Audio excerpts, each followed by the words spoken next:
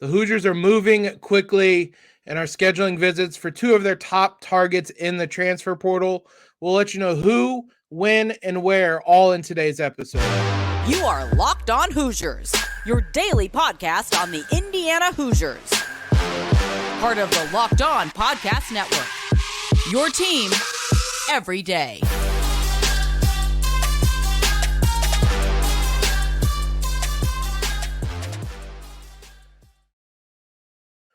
What is up, everybody? Welcome into another episode of Locked On Hoosiers, your one and only daily one-stop shop for everything IU athletics. I'm your host, as always, Jacob Rude. Want to thank you guys for making us your first listen every single day. The Hoosiers, we spent yesterday's episode talking about some of the players they're targeting in the transfer portal. They're moving quick, as things tend to do when it comes to transfers in college sports, but especially college basketball. Season isn't even over yet, and there's a number of big names Indiana is targeting. Two names that we have mentioned in previous episodes, one of them on yesterday's episode. We talked about Nick Timberlake, who I said yesterday it sounded like he was their number one option, the guy they were moving after most when it came to the transfer portal. And to that point, Jake Weingarten, who we spoke about as someone who has been reporting various things when it comes to transfers, said that Indiana's Mike Woodson will complete an in-home visit tomorrow with Towson transfer Nick Timberlake. Ohio State's Chris Holtmann and UNC staff have done the same this week. So, if Woodson's going to visit him, that is priority number one. That is the guy that they're going hardest after. It makes sense. For those that didn't listen to Wednesday's episode, I recommend going and listening to it, especially now, because it's clear that Timberlake is someone that they're moving after. There's going to be a lot of in-sync puns if Nick Timberlake is a Hoosier next season. But we talked about him. We talked about some other names in the transfer portal. We have more names to talk about today as well. Indiana is being very active and casting a wide net right now when it comes to transfers, but the Hoosiers are looking at Timberlake, the Cliff Notes version, because he's a very good shooter with good size. He can play out on the wing and probably more as a shooting guard, maybe a little bit in three-guard looks. I believe he's listed at 6'4", but it's certainly the shooting that they are after. Indiana was not a good shooting team, neither in high volume. They were efficient, kind of, and we obviously talked about that before, but it was a team when the volume went up, the efficiency didn't always translate. So Timberlake, I'm getting all my transfers mixed up. I have 4 different tabs pulled up with all sorts of names we're going to talk about. Timberlake is someone that can be both high volume and high efficiency, which is really important for Indiana. He's not the only one the Hoosiers are visiting in-house tomorrow. Chris Ledlum, who was the first name that we mentioned as the Hoosiers being interested in weeks ago, the Hoosiers are going to have an in-house visit for him as well. Adam Zagoria of New York Times, Forbes, he's been all over the place, about as reputable as they come, says that Indiana will be in tomorrow for Chris Ledlum from Harvard. Again, you can go back and find that episode for more of a deep dive. A forward, played 3. I think he would probably play more as a stretch 4 maybe next season, though that could change based on some other names we're going to mention in this podcast as well. But he's a 3/4, a forward that can shoot the ball, has some size, can get to the rim.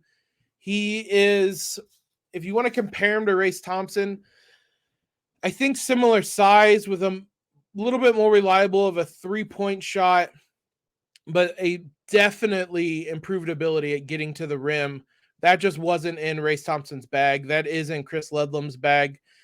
You can look up that episode where we talked more about him. I think what this would signal for Indiana is a lot about their style of play next season. If you bring in Ledlum, I think he would be best as a stretch 4. I think he would certainly play that position as well. If you're bringing him in, I think that means it's going to be a more modern look from Indiana's offense this upcoming season, which I think that anyway, we discussed it a little bit. We're going to do a podcast about the need for Indiana to get more modern. They were very old school but I don't think they had a choice between Race Trace and Miller Kopp. They had to play those guys. Those were three of their best players. I think with Mike Woodson having a choice and the guys he's targeting, he wants to play a more open, spread out, ability to shoot the three ball type of offense. Both of these guys, I think, indicate that. I also started putting together, and we're going to work on this because I've already seen mistakes in it. You guys, if you see it, you can tell me that there's mistakes in it as well. But I put together what I use scholarship situation looks like. There's a couple assumptions I made, and I'll explain those. For those that are watching on YouTube, you can see now what we're talking about. But the Hoosiers are set to have right now only one open roster spot, but that would change or scholarship spot, not roster spot. That would change with Jalen Hood-Schifino leaving. That is one of the assumptions I've made for right now, is that Jalen Hood-Schifino would be here. He won't be, but I left it in there for now. Outside of that, this is also working on the assumption that Xavier Johnson will get a medical hardship waiver. That's up in the air as well. So they have one open scholarship spot. Almost certainly is going to be two when Jalen Hood-Schifino leaves. Probably could be more than that, depending on some other names that might enter the transfer portal. But this graph or this chart is also very useful because a couple of the names that we're going to mention are going to have multiple years of eligibility. So if you project forward into 2024-25, again, I made some assumptions that Trey Galloway, Anthony Leal, and Jordan Geronimo are going to take their COVID years at Indiana. We don't know that. I would, based on what most people do, that might even not be the case. We'll see, but it's kind of tight right now. But I also think that with the nature of transfers and how many people come in and out, that a lot can change. And I'm going to tell you right now, this list of 12 guys, even if you take out Jalen Hood-Schifino, the list of 11 guys I have for the roster next year, not all 11 of those guys are going to be back. I can almost guarantee that. Who's going to leave? We'll find out, but I would be stunned if all 11 of those guys are on the roster next season. And it's going to be somewhere between, if you're looking at this, Malik Renew and Trey Galloway. Ja'Kai Newton and Gabe Cupps are coming in. Xavier Johnson wants to be here. Everything in between that, there's some degree of uncertainty. So we'll see. But this gives you kind of a visual of what it looks like. I use recruiting multiple people. I think that's probably as good of an indication as any that Jalen Hood-Schifino's leaving, if they're going after two different people right now. But everything can change. And maybe there's an indication from them that somebody else is going to enter the transfer portal as well. But that's what a look at how the scholarship situation goes right now. If you guys notice I screwed something up, tell me. I'll fix it. I was already looking at eligibility years versus class years and had all sorts of names wrong. So let me know if I screwed something up in this. But we're going to keep updating this as we get more commitments and transfers in and out and things like that. But there's a look at that for now. Now, as I mentioned, there are two other names that we have to talk about in the transfer portal. Another wing and another big man, two forwards, I would say, or at least two a wing player, not guards is probably the best way of putting it. We'll talk about that here in a moment. First, let's talk about FanDuel. Tournament is still heating up. Even without the Hoosiers, it's hard to believe, but yes, the tournament will go on. Now's the best time to join FanDuel, America's #1 sportsbook, because new customers get a no-sweat first bet up to $1,000. That's bonus bets back if your first bet does not win. Go out there, bet against Miami. Even if you lose, you're going to get your money back in bonus bets, so you can keep betting against Miami. FanDuel lets you combine your bets for a chance at winning an even bigger payout with the same game parlay. So bet on Miami's opponent and the under and all sorts of things and really make a big payday for yourself. Don't miss your chance to get your no sweat first bet up to $1,000 in bonus bets when you go to fanduel.com/locked on. That's fanduel.com/locked on to learn more. Make every moment more with FanDuel, an official sports betting partner of the NBA. Big thanks to you guys for making us your first listen every single day. We're on pace for the best week we've ever had in the podcast. It's been a podcast in morning for a good chunk of this week, but appreciate all the support you guys are giving us. We're on pace for the best month ever as well. So while you guys are here, head on over, give us a quick rating and review. It helps us out immensely. And then once you're done here, go check out Locked On College Basketball. They had their bracket preview show for the Sweet 16 Elite 8, looking to their Final Four picks. So you can go check that out once you're finished up here, available on YouTube or wherever you get podcasts. Let's talk about some of the new names that we have. This is a name I'm absolutely going to butcher. I'm only going to call him by his first name once because, as I said, I'm going to butcher it. But the Hoosiers, this is a name that I meant to mention in yesterday's episode. I forgot. It was reiterated again today that they are in on him. Kawasi Reeves. He is a wing from Florida, played 2 seasons there, was a 5-star recruit. Transferring away, he's listed at 6'6", 182 pounds. It's kind of, if you look at 247 Sports, who has a ranking of the top transfers, players in the transfer portal, we're going to mention that in a second. They have him listed as a point guard, and he might have been that coming out of high school. He was a 5-star recruit coming out of high school. If we look at Evan Mia, which is the stats that we use, the more advanced stats we talked about at times this season, they have a way to delineate what positions players played the most on a scale of 1 to 5. If your number is 5, that means you were a true center. Trace was a 5. He was the center at all points this year. If you were a 1, that meant you were the point guard. It can range anywhere in there by decimal points. Mia was a 3, like just straight 3. So he's more of a small forward, more of a wing player who has 2 years of eligibility left. There's a lot of names in on him, both local, both Big Ten, just general relevant names, Arkansas, Maryland, Cincinnati, Louisville, Dayton, Kansas. Kansas is in on a lot of guys. Kansas is going to have a lot of turnover on their roster as well. I reached out just for like a brief idea from our Locked On Gators host, Brandon Olson, and he said the 2 sentences he gave me was that he is very inconsistent, but very clutch. That inconsistent word, I just want straight consistent. I would rather, this is probably a bit of me, too much like recency bias, but like I would almost rather a guy that I know is going to go 3 for 10 every game versus one game going 1 for 11 and one game going 5 for 9 from the 3-point line. I'm not even going to try to, I don't know if those percentages were right, but still, give me a straightforward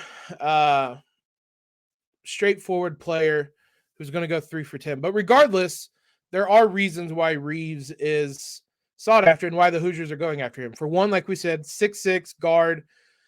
That's the type of player IU has not had, that type of size on the wing. That's the type of player they've needed. If you compare him versus a Miller Kopp, you can see there's a pretty big difference there. Over his career, he has averaged just 7.1 points. Last year with Florida, it was 8.5 points, 2.6 rebounds. Not much on defense. He only shot 37% from the field and 26% from the 3-point line. So nothing close to efficiency. He's a 71% shooter. You can look up highlight videos as I did, and you'll see lots of threes going in.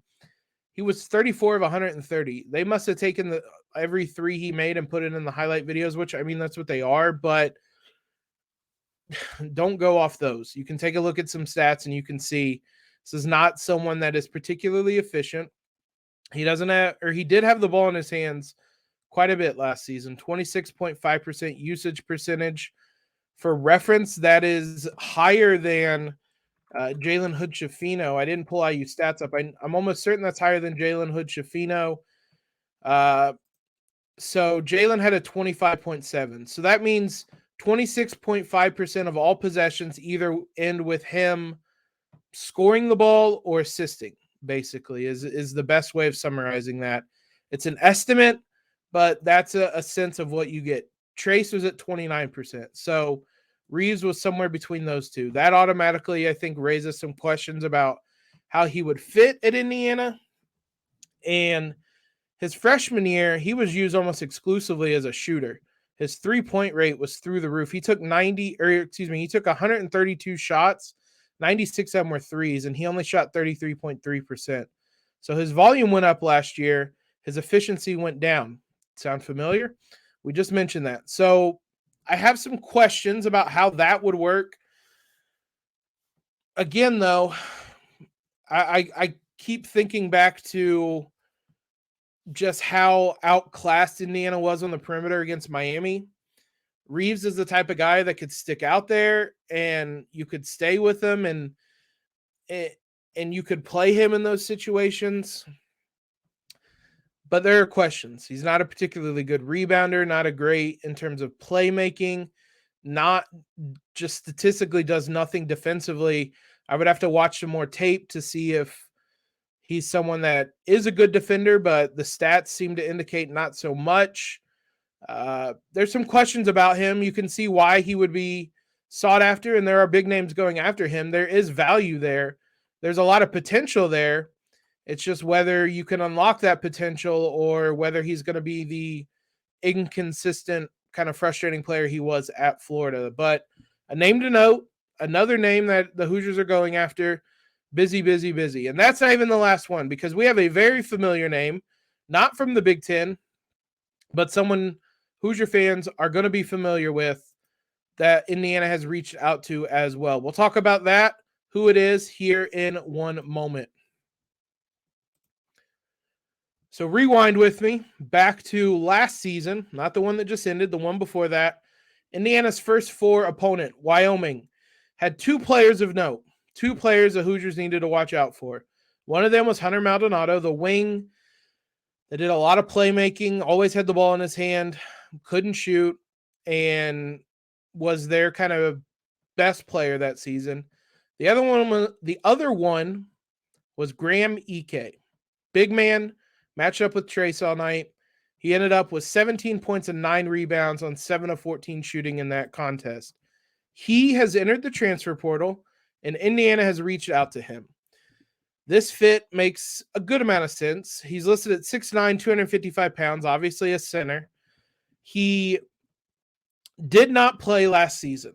He had a foot injury that ended up keeping him out the whole year. So presumably he would get a medical red shirt, which means he has at least 2 years of eligibility left, maybe 3. There's some questions. Let's talk a little bit more about him as a player. There are obviously some questions based on who Indiana has on the roster. Ike was the preseason player of the year in the Mountain West, and then obviously did not play. As I mentioned, 2 years of eligibility. There are a lot of people going after him for good reason. It's a who's who. I had to trim this down. Arizona, Butler, Gonzaga, Indiana, Kansas, Missouri, Tennessee, Xavier. Everybody's reached out to this kid. Here's a couple quotes he gave to 247 Sports about what he's looking for in his next stop. Quote, "I'm looking for the right fit for myself. I want to come in and be around great people and a great coaching staff within a great university. I want to be around players who understand winning and want to win. I have to get back to the NCAA tournament, and I have to win games. I've not won a game there, and I would love to win games to push for a national championship. I want to be coached. That, in addition to post touches, being developed, and being held accountable is what I'm looking for." I think that last section of quotes is very interesting. If you're trying to look as to what would persuade him to come to IU, Mike Woodson will coach you. Mike Woodson will give you post touches too. I don't know how hard Indiana is looking at him, not yet at least. But you can understand, obviously, why. Trace, Race, both are leaving. Both are gone. You only have Malik Renew as a big man mainly right now, Logan Duncombe, if you consider him. But I mean, he was out the whole season basically with an injury. Nothing else in terms of true centers on scholarship right now. Geronimo is a question mark, but he's more of a 4-3. Caleb Banks the same way. He's more of a 4. So in terms of true centers, it is Malik Renew and Logan Duncombe, and that is it. You can understand why Ike is someone they would reach out to.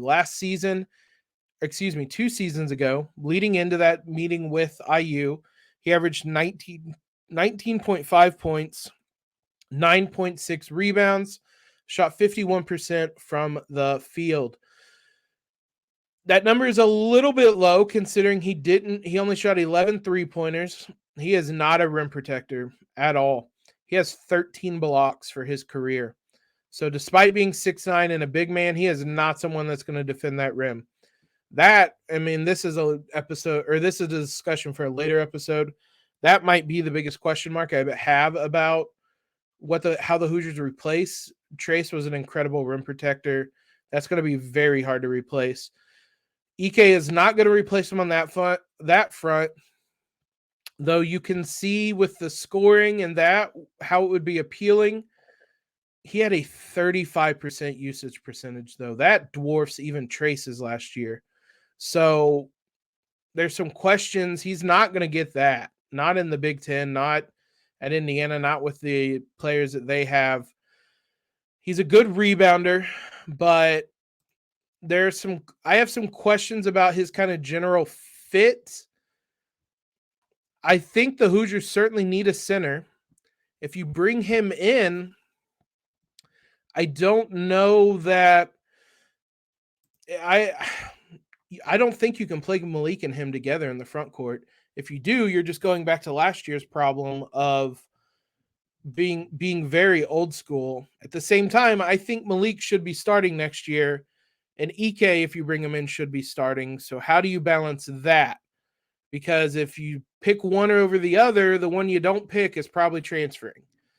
That's just the nature of how things are. Whether you like it or not, guys aren't going to sit the bench anymore. They're going to go somewhere that they can play, which I don't blame them. They should go somewhere that they can play. But there are strengths for both of them. I think Malik showed a lot of potential this season. I think he's a little bit more modern. He showed a little bit of an ability to step out and hit a 3. He did it a couple times. At the same time, he has a pretty good amount of post moves, but someone like Ike, in terms of rebounding percentage, which is basically an estimate of the amount of rebounds a player grabbed when they were on the floor, identical percentage to Trace last year, 18%. So you're getting someone that's a really good rebounder, but he doesn't provide the assist. You can compare him across the board. I'm not actually going to do that. I was going to. You're not going to replace Trace like that. It's just impossible. He can rebound about as well as Trace did. He can score. Can he do it with the ball in his hands less? We don't know. But Ike is certainly a very interesting name that is out there that the Hoosiers have reached out to. I think they need a center. Is Ike going to be that guy?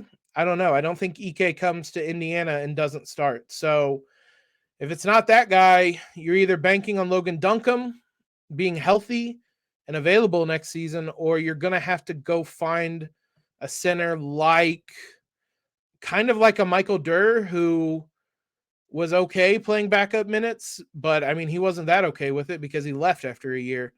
But you're going to have to probably do something about that center position in the transfer portal. I mentioned 247 Sports and their kind of rankings of players. Indiana's going after some of the top guys. This is just one ranking system, obviously, but Timberlake is the number 7 guy in their ranking system. I could look by position. Timberlake's the number 2 shooting guard behind Khalif Battle of Temple. Their position designations are weird because we mentioned Reeves is listed as a point guard. He certainly seemed like someone who played a lot more small forward, but Reeves is the number 9 guy. So there's still a lot there to like. If I do a deeper dive, maybe I'd get a better feel on what there is to like just from a very large view, just kind of looking at the stats. I have some questions. Jamison Battle, who we mentioned yesterday, he's a number 10 guy. Ike is number 12. Chris Ledlum is number 17. So the Hoosiers are going after some of the top guys in the transfer portal right now to talk to them, to try to get them to come in. Timberlake would obviously be a very big get. They're sending out the big guys for him. We'll see if it works. Mike Woodson has a bit of a closer mentality to him. We'll see if that works as well with players who have been in college, as much as it tends to do with guys who are recruiting out of high school. But it's a lot. We had to dive back into the transfer portal stuff. It's exciting thinking about new guys that can come in. Assuming there's no more transfer news, which there very well could be, things are changing. I want to talk tomorrow about whether this season was a successful one for the men's basketball team. It's an interesting debate. You guys can start kind of pondering that yourself. We'll discuss it more in full on tomorrow's episode. But thank you for making us your first listen. For your second listen, check out Locked On College Basketball. Isaac Shade, Andy Patton, they have you covered. They have the bracket breakdown. Go give them a listen. See if you can make some winning bets with FanDuel. Follow us on Twitter if you have not already at LO_Hoosiers. Again, subscribe if you haven't, whether on YouTube or Apple, Spotify, whatever it may be. Leave those quick ratings and reviews. It helps us out immensely. Most importantly, though, guys, have a great Thursday. And as always, LEO.